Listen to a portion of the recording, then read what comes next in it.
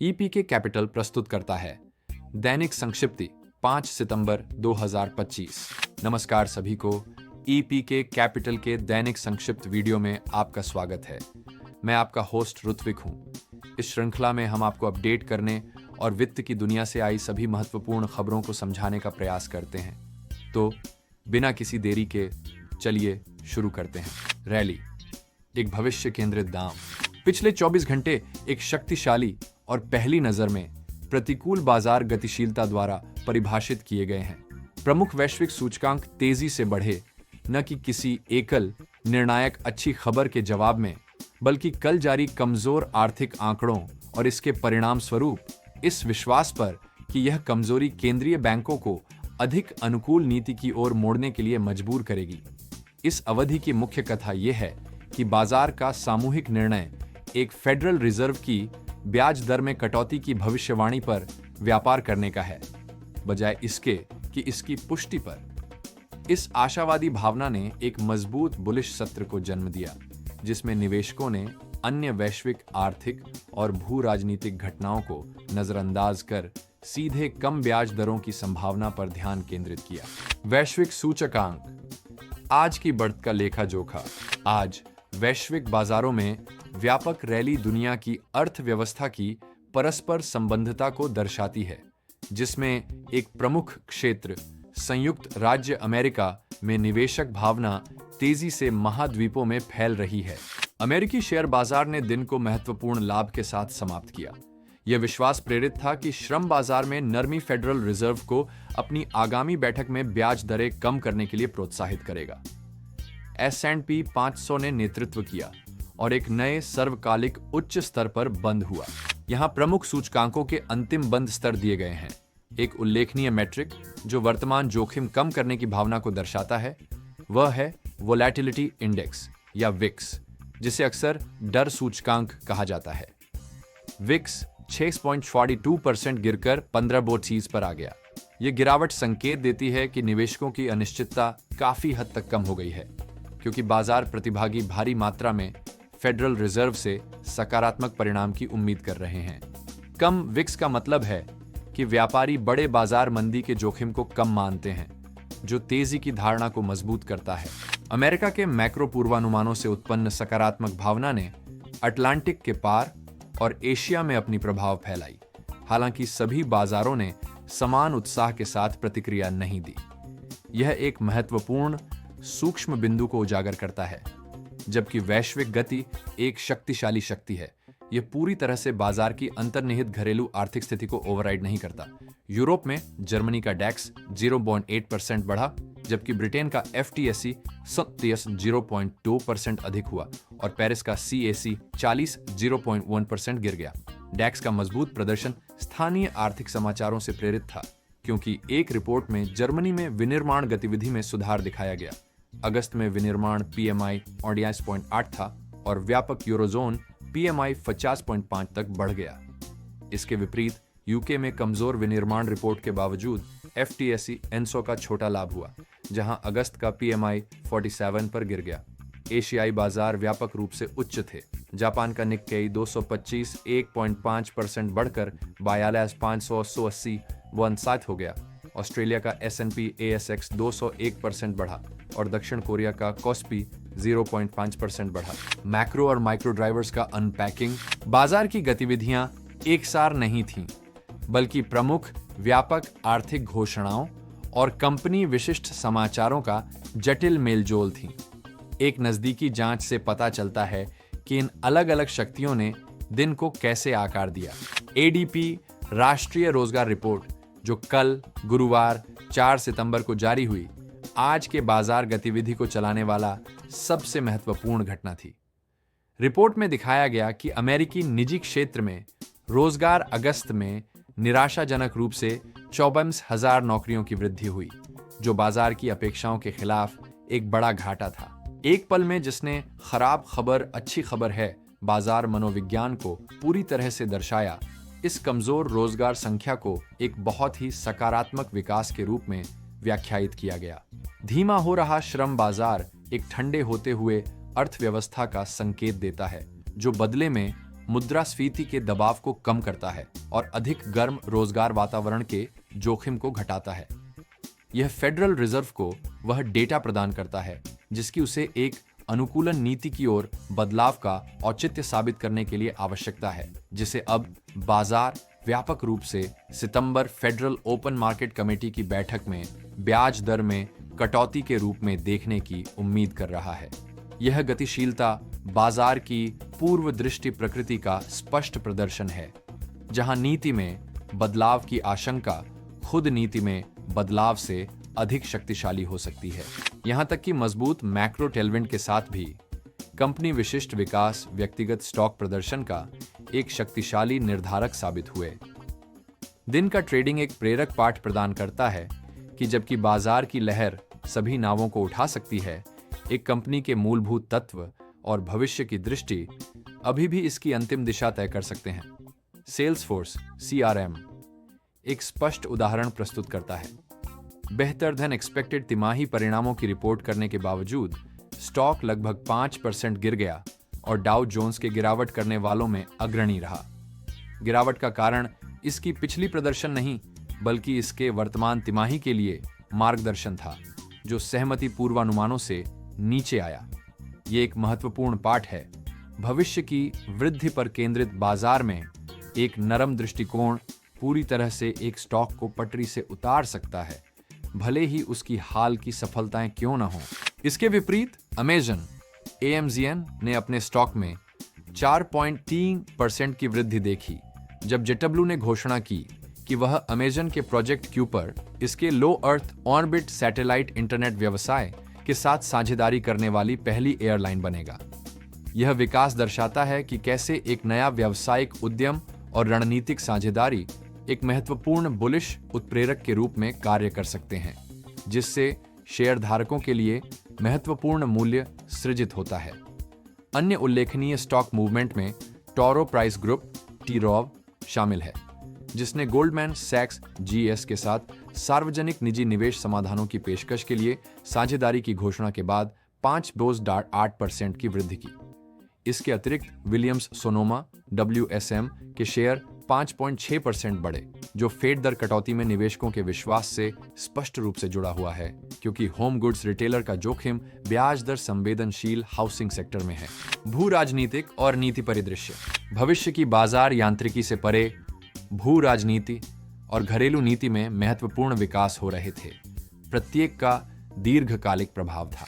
रूसी राष्ट्रपति Vladimir Putin का 5 सितंबर को व्लादिवोस्तोक में 10वें पूर्वी आर्थिक फोरम EEF में भाग लेना और भाषण देना एक प्रमुख भू राजनीतिक घटना थी। इस फोरम में लाओस, मंगोलिया और चीन के नेताओं ने भाग लिया, जिसने मास्को के लिए स्पष्ट रणनीतिक पुनर्निर्देशन को उजागर किया।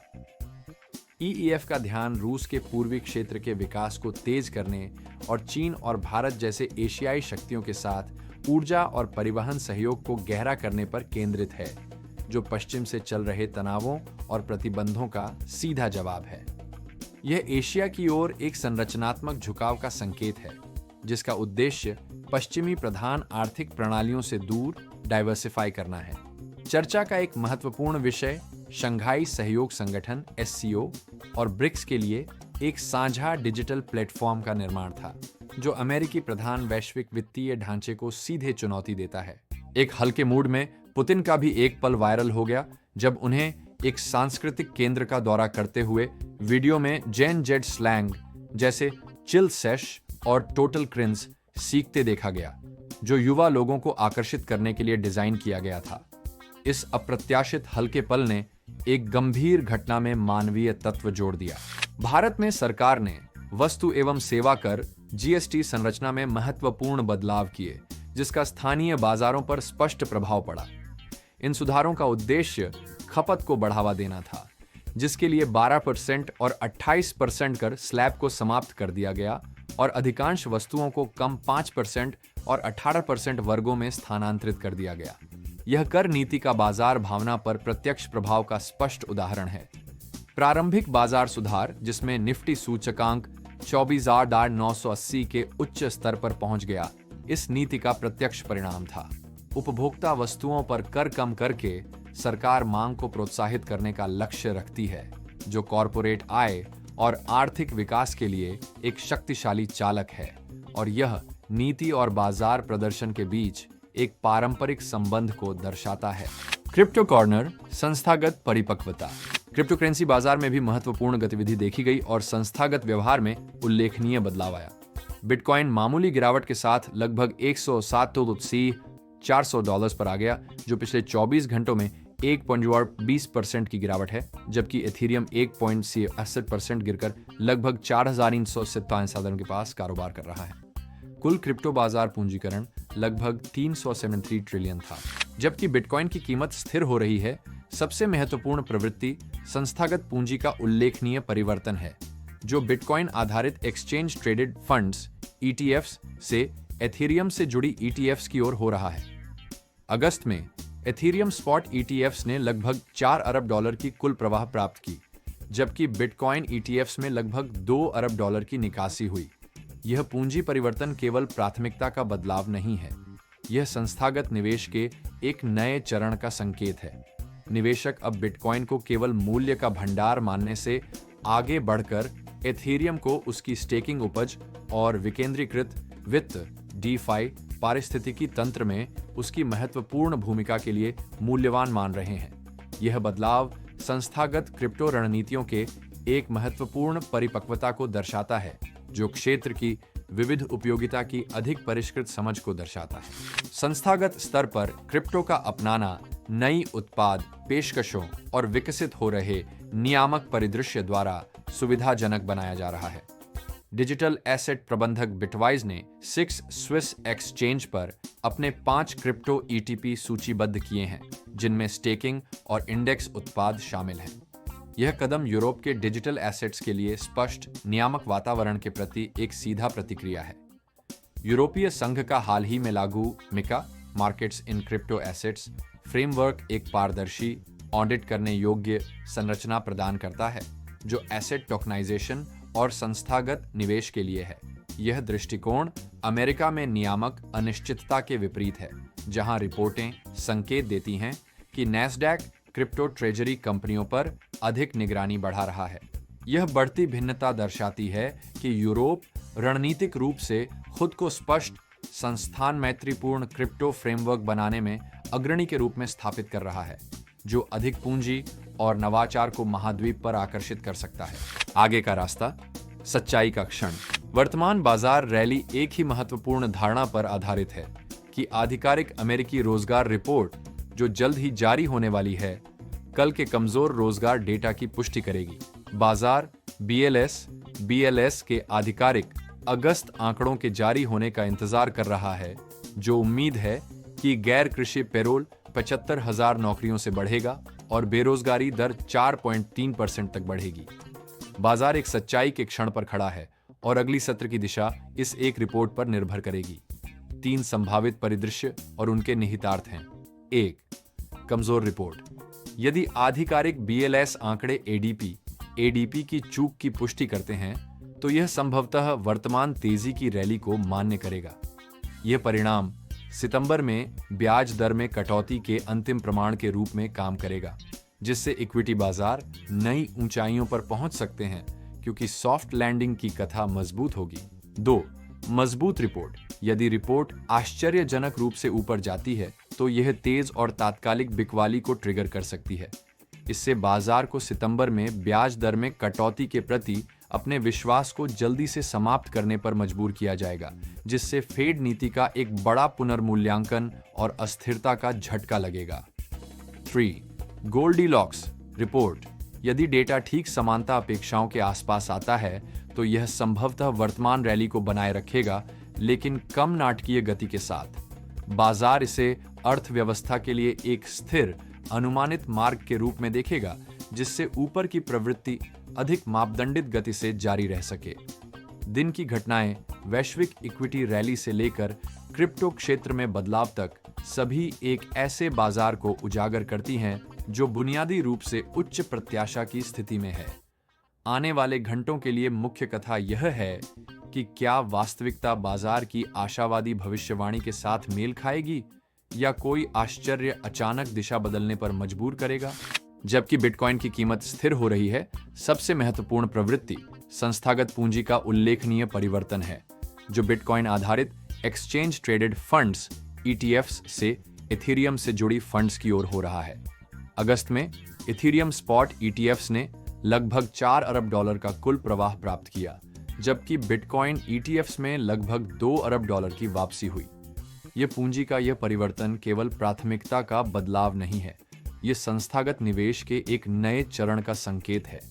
निवेशक अब बिटकॉइन को केवल मूल्य का भंडार मानने से आगे बढ़कर एथेरियम को उसकी स्टेकिंग उपज और विकेंद्रीकृत वित्त DeFi पारिस्थितिकी तंत्र में इसकी महत्वपूर्ण भूमिका के लिए मूल्यांकन कर रहे हैं। यह बदलाव संस्थागत क्रिप्टो रणनीतियों के एक महत्वपूर्ण परिपक्वता को दर्शाता है, जो क्षेत्र की विविध उपयोगिता की अधिक परिष्कृत समझ को दर्शाता है। सिर्फ एक त्वरित स्मरण है कि यह वीडियो केवल शैक्षिक उद्देश्य के लिए है और इसे वित्तीय सलाह के रूप में नहीं लिया जाना चाहिए। अपनी व्यक्तिगत वित्तीय सलाह के लिए कृपया विवरण में दिए गए संपर्क विवरण से हमसे संपर्क करें या अपने वित्तीय सलाहकार से जुड़ें। और यह इस वीडियो के लिए इतना ही था। हमें उम्मीद है कि यह वीडियो आपके लिए जानकारीपूर्ण था। यदि हाँ, तो कृपया इस वीडियो को लाइक करें और शेयर करें। साथ ही हमारे चैनल को सब्सक्राइब करना न भूलें, ताकि आप ऐसी शानदार दैनिक सामग्री प्राप्त कर सकें। यदि आप अन्य भाषाओं में वीडियो देखने में रुचि रखते हैं, तो आप EPK कैपिटल के अन्य YouTube चैनल को भी सब्सक्राइब कर सकते हैं। आप हमें Instagram और Twitter पर भी फॉलो कर सकते हैं। विवरण में जानकारी दी गई है।